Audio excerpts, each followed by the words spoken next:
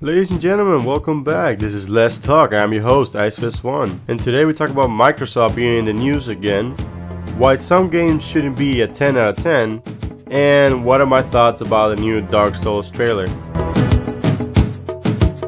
Alright, so let's get this started. Microsoft once again in the news, mainly because they suck. Well, not Microsoft in general, but let's just talk about their favorite guy in the world, Adam Orthy, Microsoft Studios creative director, who just doesn't see a problem with always on consoles, or even that, always on DRM.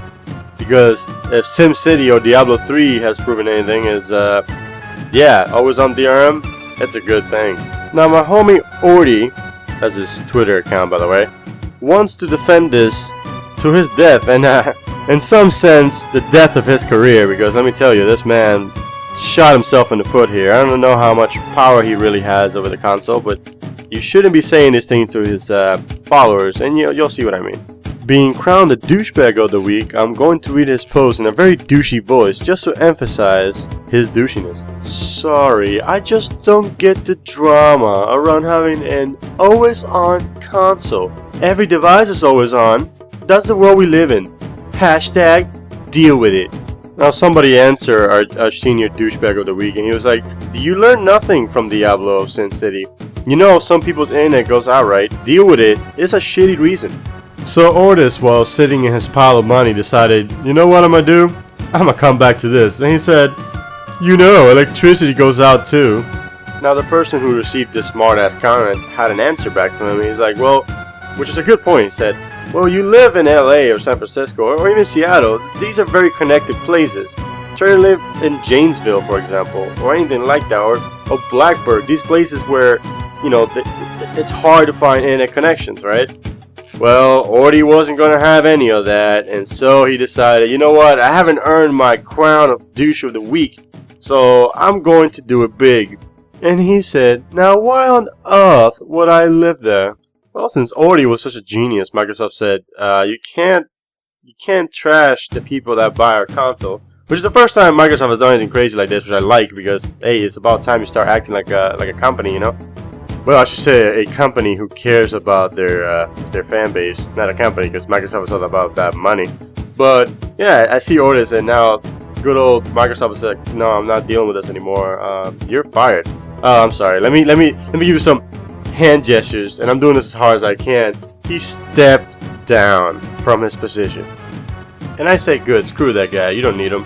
If he thinks that always on DRM is not a problem and it's the future of the console, then he's an idiot. I don't even know why he's your creative director to begin with. If they follow what he said closely, in the next Xbox, I talked about this in the past, that if they don't allow you to play your friends' games, you can't buy used games, you can't say, hey, look, I played this game, which has been there since the beginning of gaming, basically. Look, I played this game, I bought it, it was pretty awesome, here you go, try it out.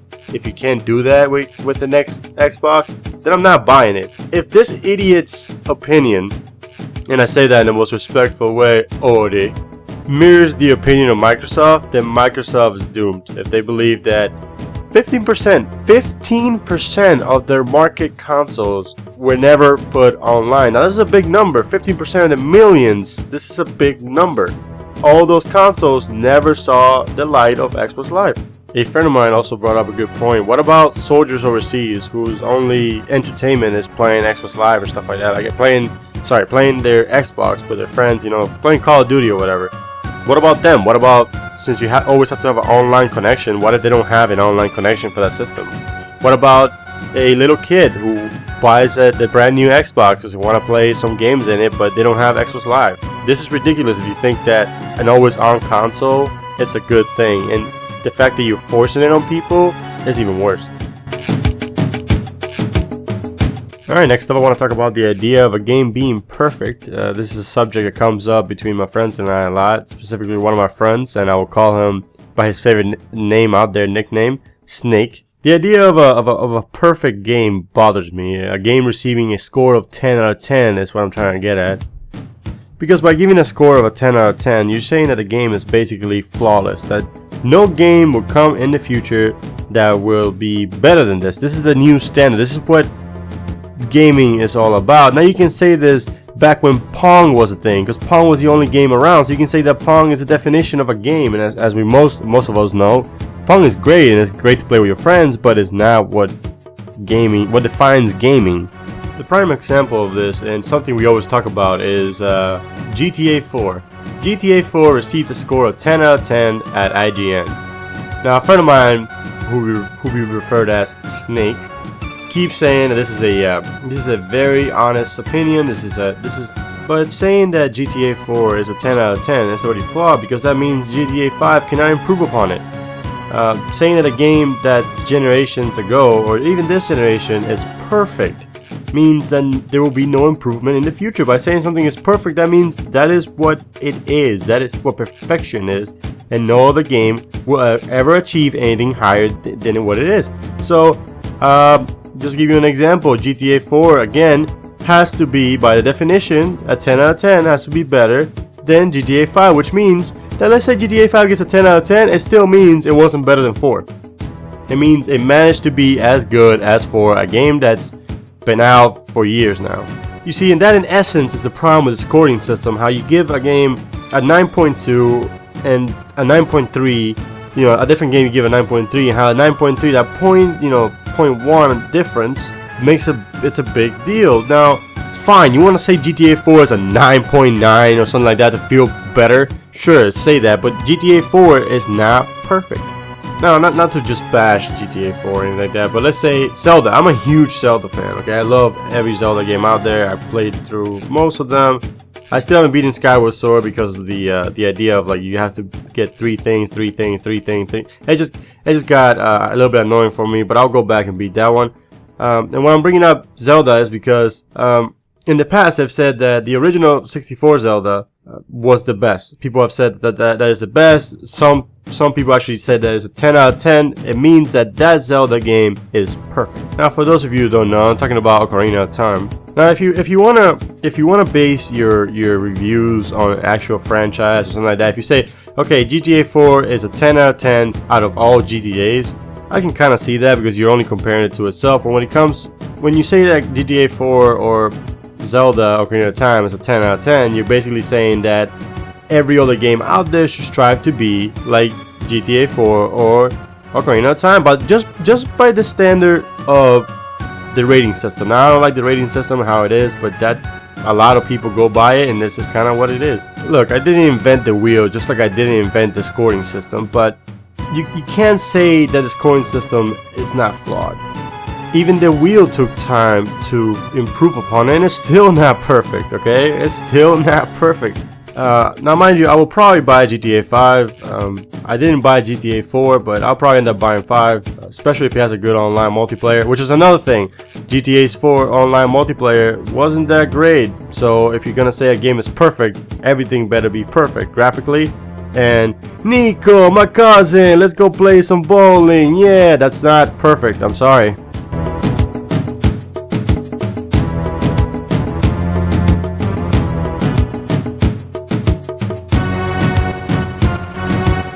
Alright, after that much needed rant, let me go back to something I really care about, and that is good old Dark Souls 2. Oh man, Dark Souls. The Souls series is something I really love, a lot of my friends love, and I just want to share with you guys what my thoughts are about the new trailer, the new gameplay trailer, and everything like that, and what they're doing with the series and how I feel about it.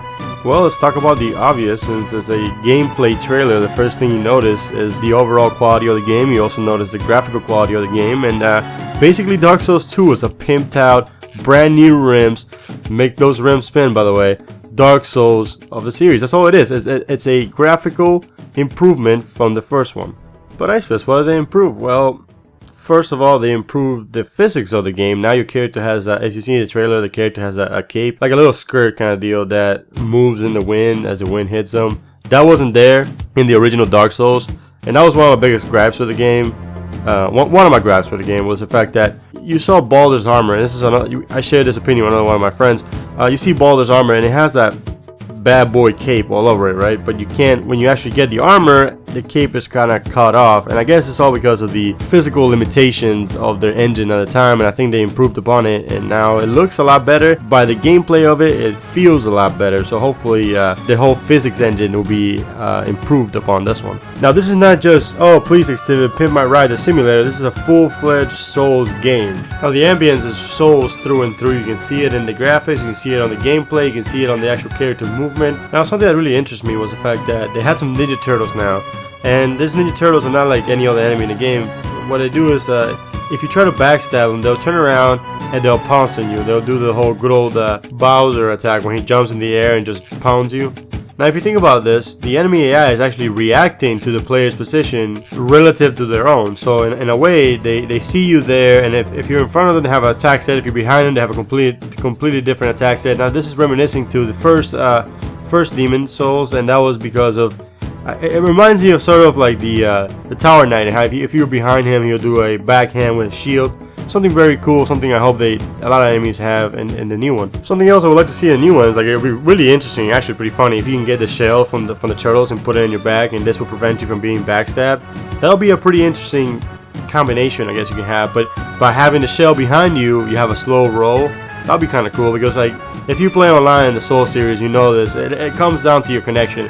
You can't say the Soul series is competitive, because all it is at this point is a connection test. So you have battles, which is hilarious. You see two people going around trying to do the ballet of fighting in the game, or you go around trying to backstab each other the whole time. And they're trying to fix this on the next one, because they said they were going to have servers up so you can connect to people and have a great time. Now, I'm not bashing Darks and Demon Souls online. I play it all the time. I get invaded, I invade people. It's a great experience. PvP is there and it's really good. The only problem is it always comes down to somebody's connections. This issue has been addressed in the next one. It's going to have full-fledged online capabilities, online servers, so no more lag backstabs, which is every fan out there of the series knows how painful that is when you lose a battle because of lag. Now they seem to have special attacks with dual wielding weapons, which is pretty cool, because dual wielding katanas, you win in your game if you have dual wielding katanas. I'm sorry, how cool do you look when you have just two bad boy swords? You know what I'm saying? It's just the greatest thing out there. It wasn't that great in the combat when it came to the first Soul series. I'm glad to see that they're adding more to it. It was very shallow at the beginning, but now they're adding a lot more to the double katanas or dual wielding in general, I believe. Now in the trailer you see the actual player pick up a torch, and in one hand he has a torch and in the other one he has a sword. Now by doing this he gives up his shield, and he gets pwned by giving up his shield. The important part of this though, I see, is like, well, you have to choose. Do you want to see ahead, or like see what's around you, or do you want to keep your shield up at all times? And that's gonna be me. I'm gonna go down that corridor with that shield up. I don't care about seeing anything. Ready to parry anybody. Let's do it. Dark Souls, that's what it's all about. Now I expect to be walking around a lot in total darkness, freaking the fuck out every time something moves out there. Now, ambience. This is something that they're really trying to improve on the next Souls game, because like certain parts of the game you'll come in and you won't encounter an enemy for hours. You'll be walking around not knowing what's going on. No enemies are attacking you, so like, what is this? It's pretty easy. And that's kind of it. You're always afraid of going to the next room. You're always afraid of like going to the next fog gate, which are back. So you're like, what's ahead? I'm always afraid to know what's ahead. And what's ahead is your best friend, Death. Because if anything goes hand in hand together, is Demon Souls, Dark Souls, and Death, the bestest three buds in the world. And Death will come to you quickly, since the new AI is a lot better, and it seems. At one point in the trailer, the player shoots an arrow at a demon who's caged inside of a prison. And because he did this, the demon bashes his head against the prison blocks, breaks down the prison, and engages the player.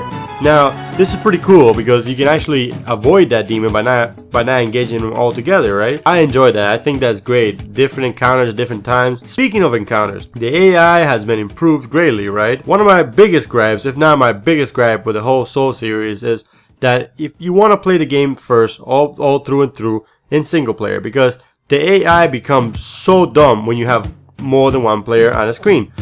For example, if you fight a boss in the game, mainly bosses do this, if you fight a boss in the game and you have a friend who knows what they're doing, that boss is gonna go down so easy, because all you have to do is the boss will keep attacking one player and the other player just wails on it. The new director, he's worked in Monster Hunter in the past, so he's gonna bring some of that Monster Hunter boss fights, epic boss fights into the game, which I think is great. Overall though, they did say that while you're walking throughout the world, you are going to encounter bosses before the boss room. You see, the original Soul series were pretty easy to detect when a boss was coming up. There's a fog gate. You're like, yeah, I can tell. After this boss, this little fog gate, there's gonna be a boss. Not on this one. You can be walking around chilling like, oh, look what's over here, and then middle of nowhere, here comes Flame Lurker 2.0, ready to get you acquainted with your innards. Boom, bam, death, next try. And in essence, that's what Dark Souls is all about. Now I could go on for hours and hours talking about it. Do you know they have a chariot in the game now? It's gonna be pretty badass. They have all these new enemies. I love the series. I can spend hours and hours talking about it, but I want to know what you guys think. Let me know in the comments below. What do you think is the best Souls out there? Dark, Demon, what's your favorite? Why is it your favorite? Did they improve on it? Do you like Demons more? Do you like Darks more? Let me know. I want to find out. What do you feel about the trailer? What do you feel about the new gameplay stuff? What do you feel about like the new stuff they show in the trailer? I'm really interested to hear from fans of the series besides me and my friends. Alright, let me know in the comments below. And as always, if you like what you see here or you hear here, like, comment, subscribe, and hey, tune in next week for another Let's Talk. This is Ice Fist 1 with Fat Cats, and I'll see you guys next week.